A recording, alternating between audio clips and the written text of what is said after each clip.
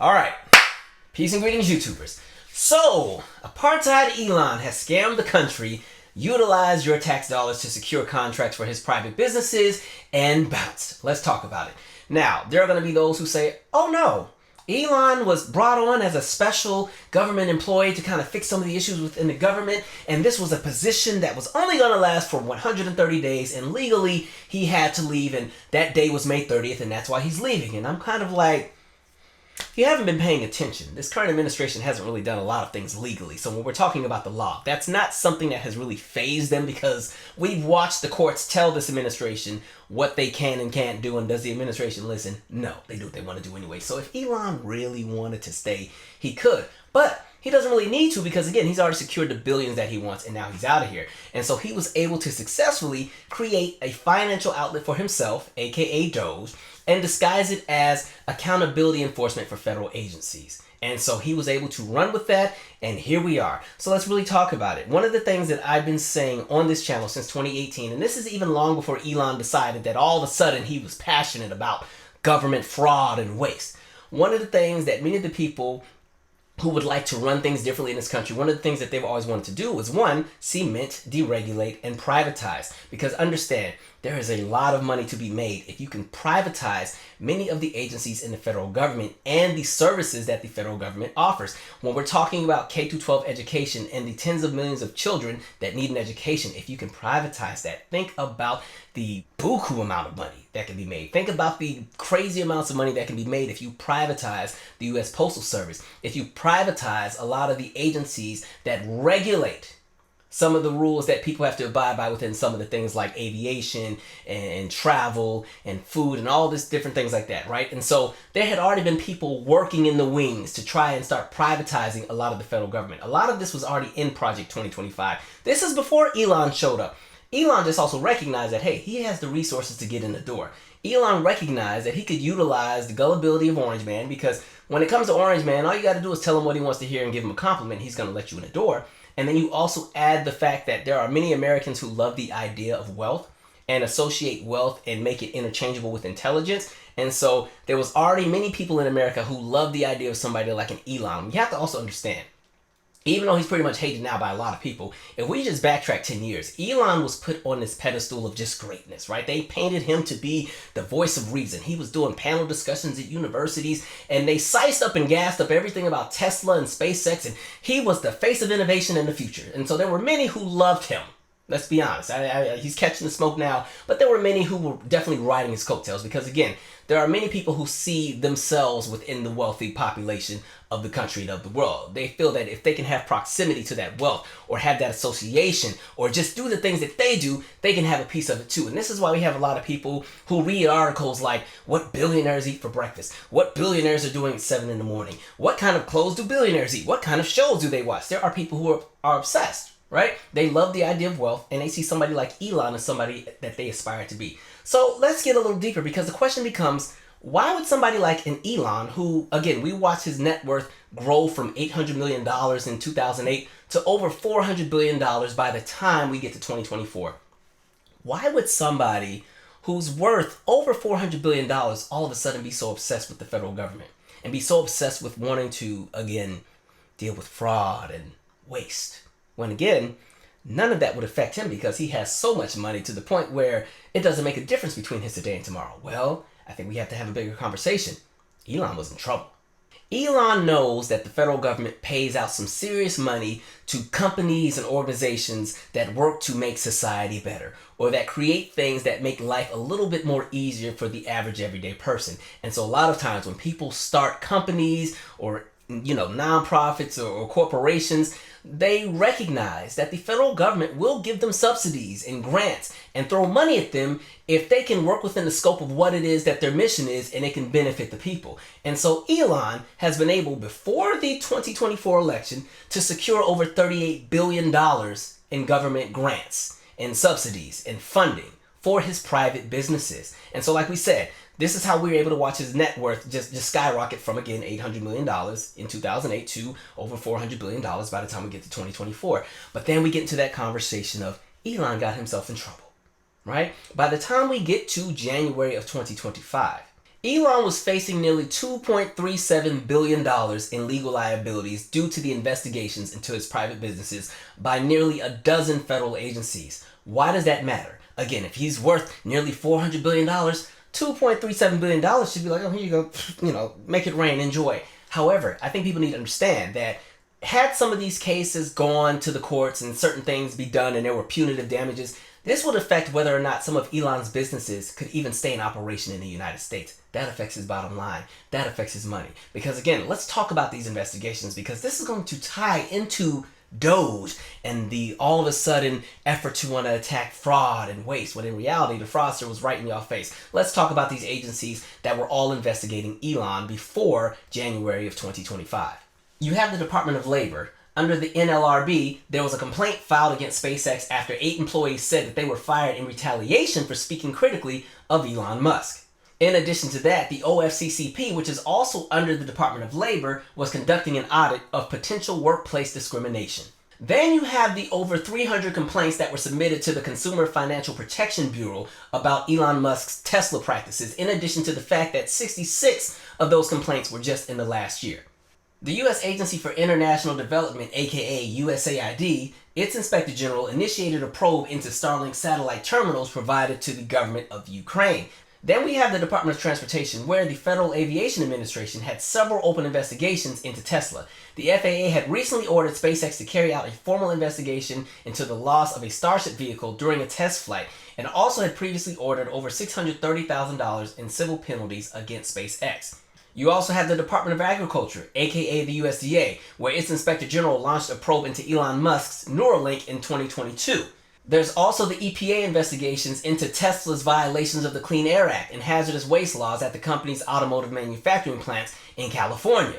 And remember where he had the America PAC and he was going to be giving the $1 million to the different people at the events? That triggered an investigation by the Federal Election Commission, and they were investigating whether or not he was committing campaign finance law violations. Then you have the Department of the Interior, which also oversees the Fish and Wildlife Service. Now, this is an agency that monitors the federal lands near SpaceX's launch site in Texas for any damage to threatened habitats of endangered species.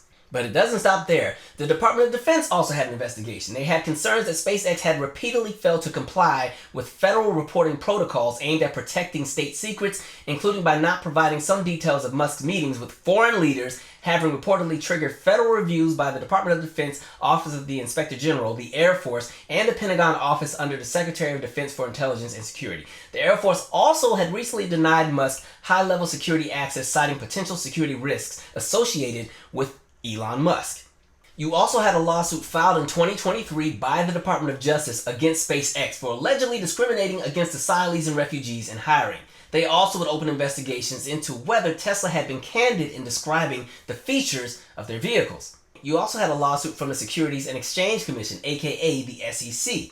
They sued X, aka Twitter, in January of 2025, alleging that Elon Musk misled shareholders about his Twitter stock purchases in 2022 and ordered Musk to pay the federal government as much as $150 million. And you also had the Office of Government Ethics that also wanted to investigate Elon Musk, mainly because of conflicts of interest, given that he was a special government employee, but also had extensive business holdings that received billions of dollars in federal government contracts and subsidies. So when you're somebody like an Elon, and you have nearly a dozen federal agencies investigating you, and you recognize that if those punitive damages kick in, it could affect whether or not your businesses can even still be in operation. And this affects your bottom line. This affects your net worth. This affects your standing in that realm of wealth that people love to celebrate. What do? Well, you find a way to get rid of those that are in your way. And that's exactly what Elon decided to do, because when we're looking at the bigger picture, understand that between 2017 and 2022, Elon Musk and Orange Man did not like each other, okay? Apartheid Elon and Orange Man were dragging each other all the time on social media. Elon actually did not like the idea of the United States pulling out of the Paris Agreement because at one point he believed that climate change was a real thing, and then all of a sudden you watch the pendulum swing the other way and he had a different ideology. Orange Man would go on to say that Elon Musk was just another BS artist. Then Elon would go on to tweet, "Hey, I don't hate the man, but it's time for Trump to hang up his hat and sail into the sunset. Dems should also call off the attack. Don't make it so that Trump's only way to survive is to regain the presidency," because we also recognize at the same point, Orange Man was in trouble in 2022. He had a lot going on, so he needed to also get back into office so he can make sure that he's good and can stay out of jail and also make sure his money is well. So again, hey, there's some opportunities here. Elon is recognizing that if he can kind of get in good graces with Orange Man, because it's most likely that with this upcoming election, it's going to be between Orange Man and Joe Biden. He knows there's no leverage with Joe, but he recognizes that Orange Man is gullible enough to let him in the door. Orange Man is somebody, again, who loves the idea of having influence and loves the idea of being praised. And what better way than to align yourself with somebody who's worth $400 billion? And so what does Elon Musk do by the time we get to October of 2022? He successfully is able to purchase Twitter. And his reasoning was because there was an attack on free speech. And if you haven't noticed a pattern in the last few years, it's usually the most corrupt, evil, backwards folks that are always doing some kind of shenanigans and doing all the wrongdoing that love to claim that their freedom of speech is being attacked. And it's like, you're a billionaire. No matter who tells you that you can't say racist things online or whatever, does it really affect you as a person individually? No. But if you can control something like Twitter, which is pretty much a public utility at this point that the entire world utilizes, there's lots of things you can do. You can alter algorithms. You can get rid of the people that you don't like, right? So we start seeing a lot of journalists and people who may have been critics of some of Elon's practices get banned from Twitter. We watch them rebrand it and call it X. And so we start seeing the influx of very right-wing oriented advertisements. We start to see the algorithm shift and they create the For You tab. And what's for you? Everything that you're not interested in, all the things that can somewhat get you to kind of lean into the idea of, hey, maybe Orange Man isn't that bad. Maybe we should get behind him because, you know, the radical left and blah, blah, blah, blah, all that crap that's going on. So he's able to take a hold of a major public utility, which would be the first step in making sure he can get successful when it comes to swaying the opinions of the general public. In addition to the fact that this is now the era of the rise of what you call the red pill bros that are all creating their content and, you know, we're so strong and so masculine that we only eat the blood of deer and all that other weird crap they got going, right? And so Twitter's purchased. After that, we watch Elon's ideologies shift in real time and rapidly, to the point where by the time we get well into 2024, he has fully endorsed Orange Man, he's on the campaign trail, and he's also painting the narrative that if Orange Man does not win, that's the end of our country. We're all going to be in trouble. It's going to be so bad. Elon will even be in jail. He even said that, I'll probably be in jail, right? Because Elon at this point has tried to latch onto the idea that he's just like all of us everyday people, and he's a victim of the system working against him. And so we got to make sure that he's protected too because he's fighting for us. And so he's able to latch onto all of that. You know, he's found his way into the Trumposphere is what I like to call it. So, you know, again, the idea of fake relatability. Because again, he was already awkward, right? You saw the SNL appearance. It didn't go too well. But now, you know, he's at the rallies and you're watching him try to be a normal person. You know, he's at the rallies trying to jump and hype up the people, but, you know, he's so far into wealth, he can't even relate to the average person, so he looks very crazy a lot of times. But anyway, this is all to get into the door, right? He just needs to get in the door. He's got it from there. And then we fast forward. Orange Man is back in office. And now it's go time because it's Project 2025 time. And understand, Elon was not a part of the orchestrating of Project 2025. He was not an author. That was not his thing. That was something that's already been in the works for years, and that's really Russell Vought and crew. And you had somebody like Steve Bannon who was really going to implement and make sure this stuff came into fruition, which is why before the election, Steve was already saying, if Orange Man were to get back into office, there were already over 1,000 people in place, ready, in position, Trump loyalists that were going to make things happen because the initial goal of Project 2025 is to cement the status quo of white nationalism. You know, put everybody back in their place. Make sure black folks like me stop having opportunities because somehow we're rigging the system or whatever they think is wrong with us and all the other things they got going, right? It's going to be a white man's world. Women, take your place back in the back and shut up and cook. You know, that's the Project 2025 goals. And yes, there's the conversations of structuring things differently in the federal government, but it wasn't in the direction of what was going on with Doge. Their idea was, let's just put all of our Trump loyalists in the positions at these federal agencies so they'll stay out of our way. And, you know, we'll privatize a few things, but Elon's like, wait a minute.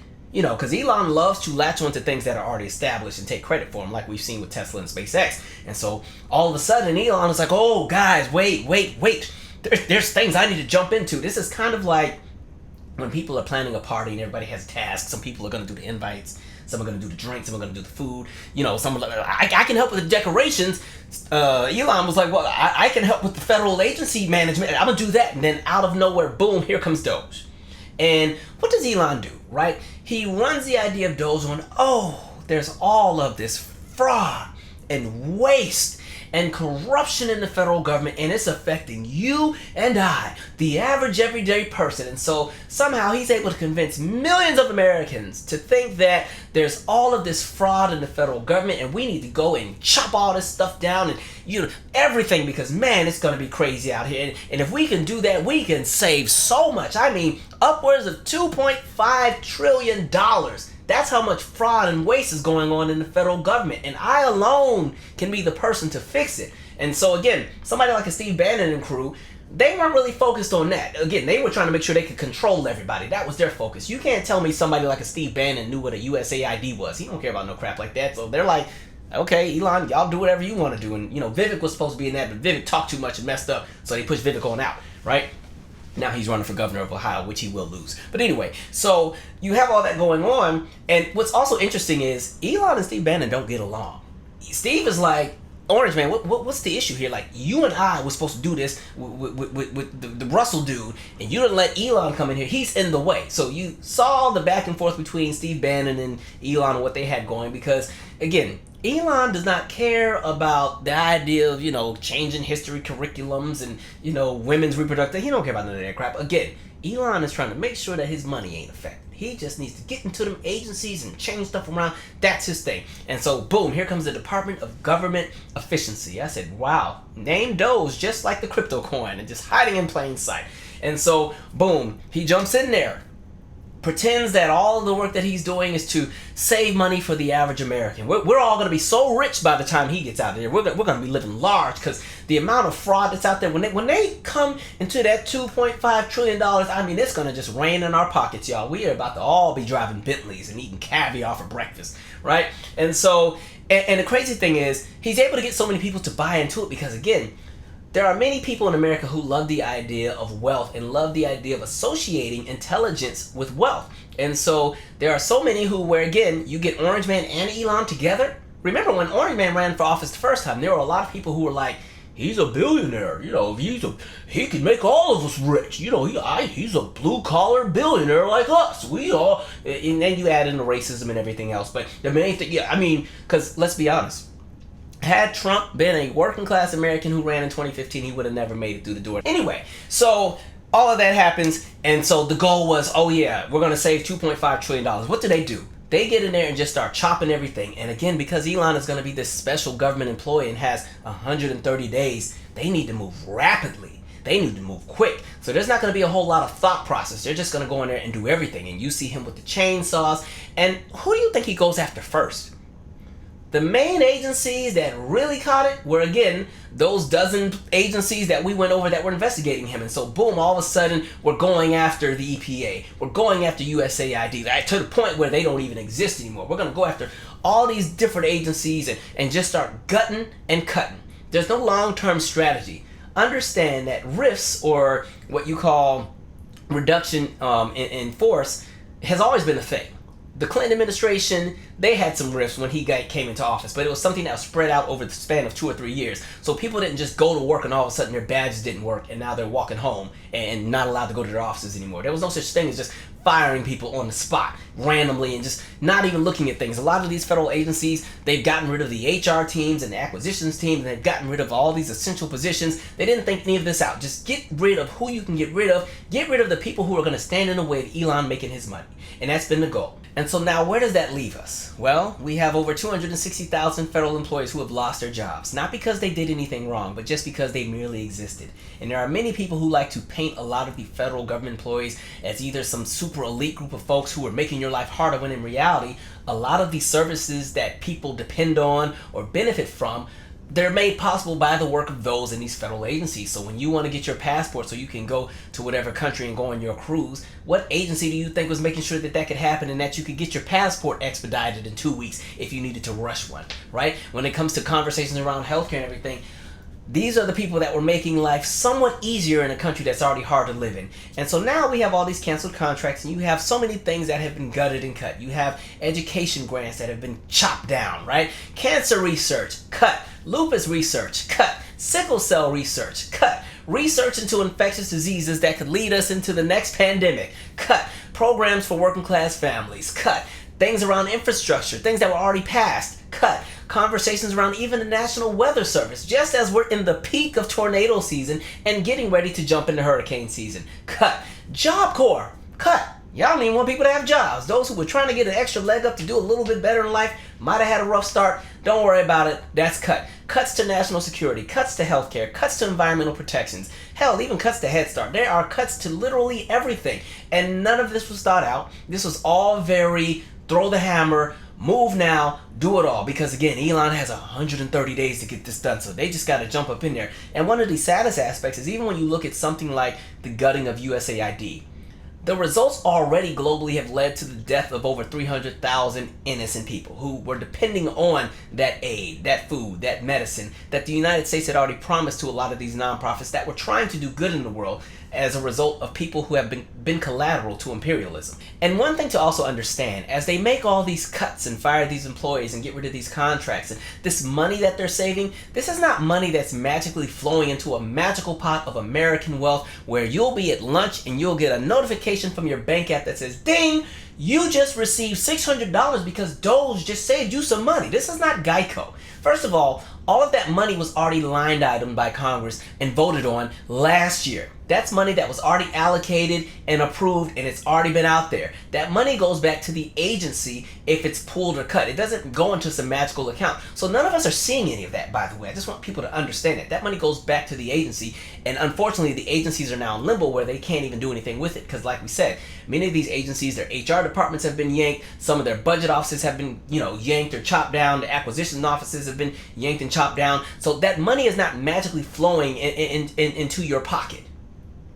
But I'll tell you who is getting some money. Elon, making $8 million a day, or at least was when he was still running Doge. Meanwhile, you guys over here getting pissed off thinking that somebody buying crab legs on food stamps is the reason you can't buy a house. And so in addition to all of the investigations and the lawsuits that were led by these federal agencies into Elon Musk, as they've all disappeared and been thrown out and out of there because these agencies no longer exist, or they're a fraction of what they were, or they've now also had new people put in as their directors who say, we're going to end that, because again, as a part of Project 2025, you put in the Trump loyalists, you put in the people who are going to push that agenda. And again, Project 2025 is beyond Trump. It's bigger than him. It's, again, maintaining that status quo of white nationalism and putting things back the way they should go according to the white man in America. That's what that's all about.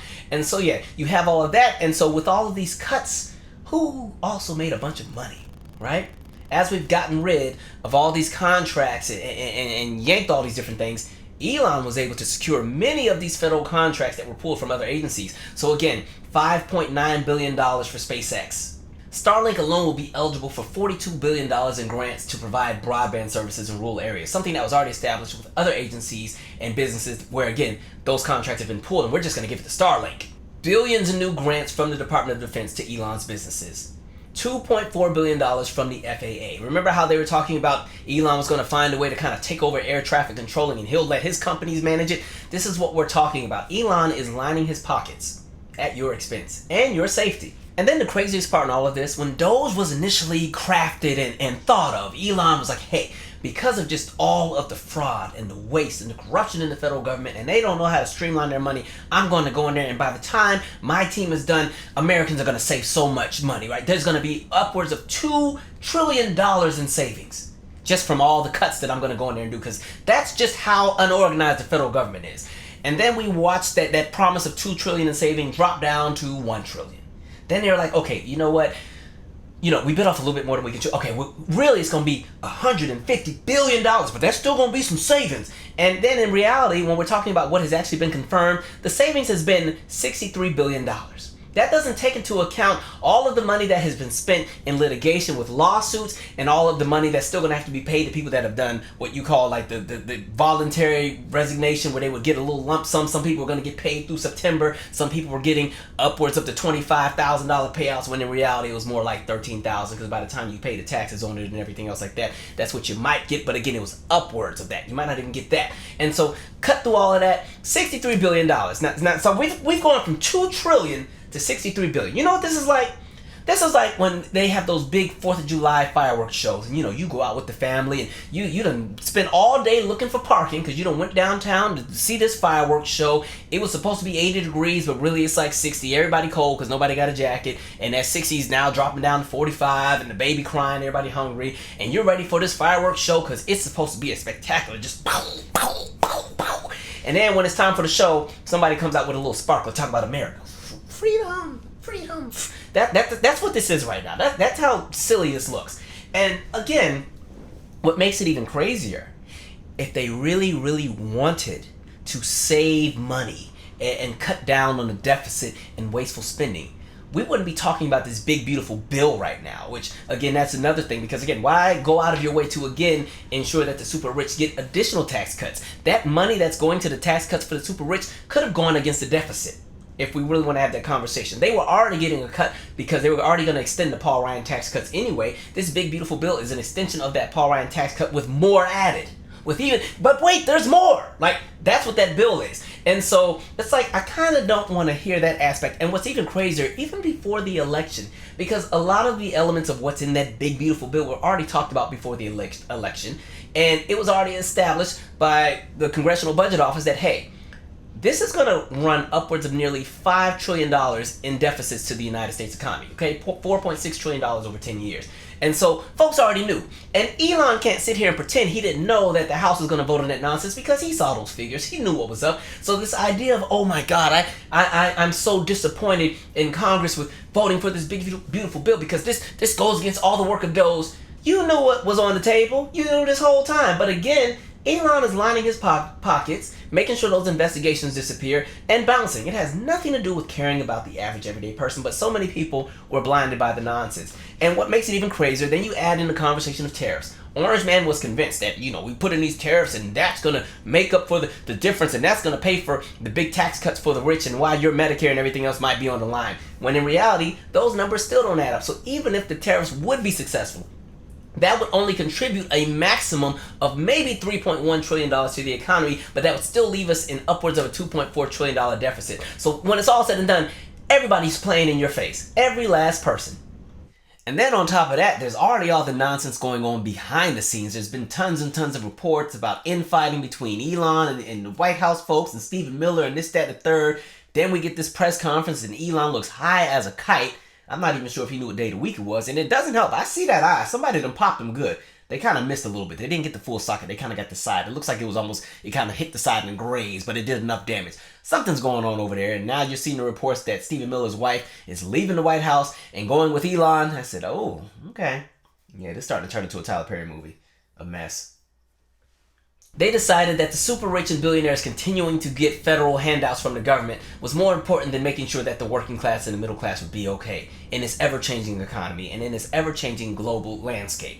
But again, there's so much fraud, and the biggest question is, if there was all this fraud, if there was all this corruption and waste, how come ain't nobody been arrested? How come there's been no charges? How come we're not seeing the names of all these people who were, taking the money and buying yachts and stuff with them?